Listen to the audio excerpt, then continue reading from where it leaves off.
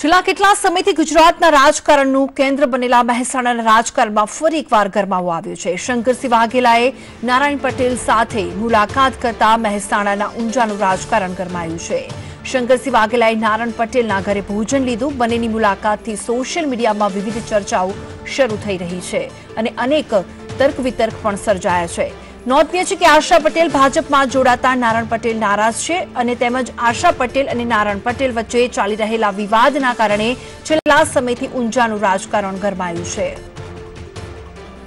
તો આ સાથે જ અમારા સંવાદદાતા જોડાઈ ગયા છે મુકેશ જોશી। મુકેશ, જણાવશો કે જે રીતે શંકરસિંહ વાઘેલાએ નારાયણ પટેલ સાથે જે મુલાકાત કરતા મહેસાણાનું ઊંઝાનું જે રાજકારણ ગરમાયું છે, શું વિગત છે પ્રાપ્ત હાલ? ચોક્કસથી ભૂમિ આપણે જણાવી દઉં કે ઊંઝાના રાજકારણમાં ચોક્કસથી ગરમાવો આવ્યો છે। ઊંઝામાં આશાબેન પટેલના કોંગ્રેસમાંથી રાજીનામા બાદ ભાજપમાં જોડાવાથી નારાયણ પટેલ નારાજ હોય સ્પષ્ટપણે સમજાઈ રહ્યું છે। તેમજ જે એપીએમસી નો વિવાદ છે, એપીએમસી ની અંદર પણ કેટલીક મંડળીઓ નારાયણ પટેલ જૂથની કેટલીક મંડળીઓ છે એ પણ સરકાર દ્વારા રદ કરવામાં આવી છે। ચોક્કસપણે એવું કહી શકાય કે નારાયણ પટેલ જે છે એ હાલમાં ભાજપથી નારાજ છે।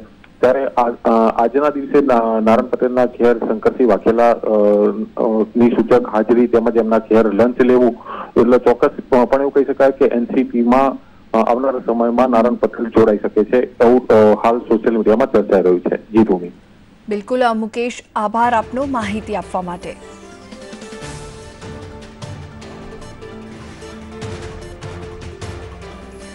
જે રીતે છેલ્લા કેટલા સમયથી ગુજરાતના રાજકારણનું કેન્દ્ર બનેલા મહેસાણાના રાજકારણમાં ફરી એકવાર ગરમાવો આવ્યો છે।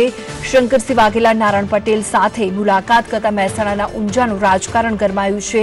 જે રીતે શંકરસિંહ વાઘેલા નારાયણ પટેલના ઘરે જે ભોજન લીધું હતું તેને લઈને અનેક તર્ક વિતર્ક પણ ઊભા થયા છે। સોશિયલ મીડિયા પર અનેક રીતે જે રીતે સોશિયલ મીડિયામાં પણ વિવિધ ચર્ચાઓ જાગી છે। મહત્વપૂર્ણ બાબત અને આશા પટેલ ભાજપમાં જોડાતા નારાયણ પટેલ નારાજ છે।